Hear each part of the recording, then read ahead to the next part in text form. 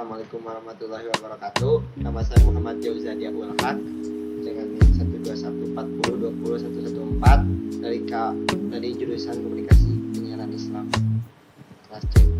Psikologi Komunikasi. Mata kuliah Psikologi Komunikasi ini merupakan salah satu cabang dari dua ilmu pengetahuan penting, yaitu ilmu psikologi dan ilmu komunikasi.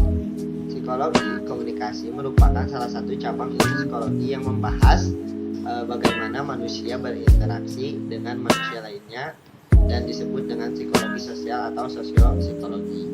Psikologi komunikasi membahas tentang perkembangan, pandangan, definisi, konsep, dan teori dalam komunikasi melalui sudut pandang psikologi.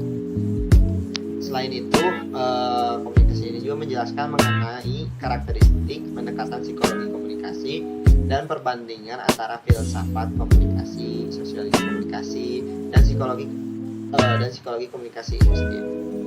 Lalu pada dasarnya, psikologi komunikasi ini berhubungan dengan bagian dari ilmu tentang manusia, yaitu humaniora, yang mempelajari manusia dari berbagai aspek. Psikologi komunikasi merupakan terapan cabang ilmu yang bermanfaat dalam kehidupan sehari-hari, di mana dapat mempelajari bagaimana manusia berpikir dan bagaimana pikiran kita bekerja dan bagaimana membujuk orang, lalu apa yang membuat kita seperti saat ini dan sebagainya. Dan bidang psikologi komunikasi ini dapat membantu memahami manusia dan lebih mudah berempati terhadap setiap aspek yang dimiliki manusia. Lalu profesi yang saya pilih berkaitan tentang jurusan Komunikasi Penyiaran Islam yaitu penulis. Jadi penulis itu merupakan pelaku kreatif yang menciptakan suatu karya tulis baik berupa karya fiksi yaitu novel, cerpen, puisi maupun non-fiksi yaitu karya ilmiah, makalah, jurnal, dan artikel. Karya-karya yang diciptakan oleh penulis biasanya mewakili ide, pikiran, dan perasaannya. Bidang pekerjaan penulis tidak hanya sebatas buku dan teks. Ada juga penulis yang terlibat dalam penulisan naskah skenario iklan, lalu film. Nah, penulis yang bekerja di industri perikanan dan filman ini biasanya tergabung di divisi kreatif dan scriptwriter. Para penulis skenario ini tugasnya menulis naskah iklan, naskah film, supaya pesan yang ingin disampaikan lewat suatu produk tersebut bisa dimengerti oleh halayak. Lalu ada peran dan tanggung jawab seorang penulis, yaitu menuangkan ide dan gagasan dalam bentuk tulisan serta mengembangkannya menjadi sebuah karya untuk dinikmati pembaca. Lalu melakukan penyuntingan naskah bersama editor pada final draft sebelum naik cetak.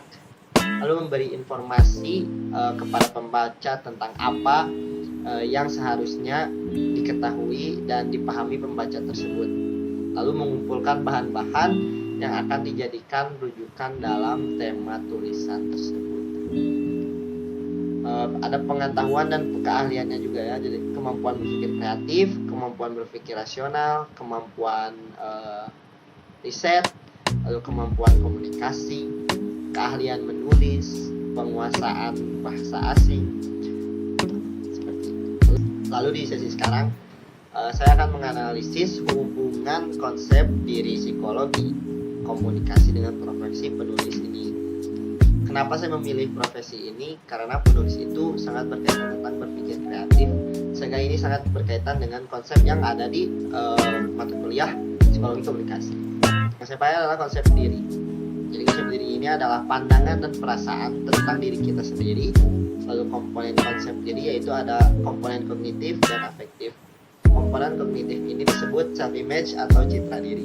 Lalu ada komponen afektif yang disebut harga diri atau self dignity. Jadi kita harus membuat citra diri kita sebagai penulis. Sebagai contoh, kita mengikuti komunitas-komunitas penulis, lalu mengikuti event-event tentang penulisan atau perlombaan, sehingga kita tuh percaya diri gitu, dan orang lain pun melihat kita serius dalam profesi tersebut, sehingga terciptalah self image atau citra diri tersebut sebagai penulis. Lalu ada faktor-faktor yang mempengaruhi konsep diri, yaitu ada orang lain dan kelompok rujukan atau reference group. Menurut Frank Miyamoto dan Sanford Nunez, orang-orang yang dinilai baik oleh orang lain cenderung memberikan skor yang tinggi juga dalam menilai dirinya dalam hal kecerdasan, kepercayaan diri, daya tarik fisik, dan kesukaan orang lain pada dirinya. Dan yang paling berpengaruh yaitu orang yang paling dekat pada diri kita, seperti keluarga dan teman-teman dekat. Nah, itu yang disebut significant order.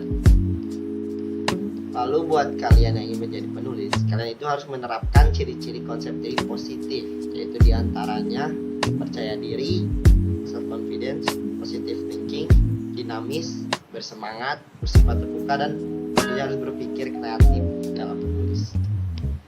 Dan kita harus bisa memecahkan masalah atau problem solving ketika kita dihadapi dengan masalah-masalah apalagi yang berkaitan dengan penulisan. Seperti itu. Jadi sekian dari saya. Mohon maaf jika ada salah kata, kekurangan.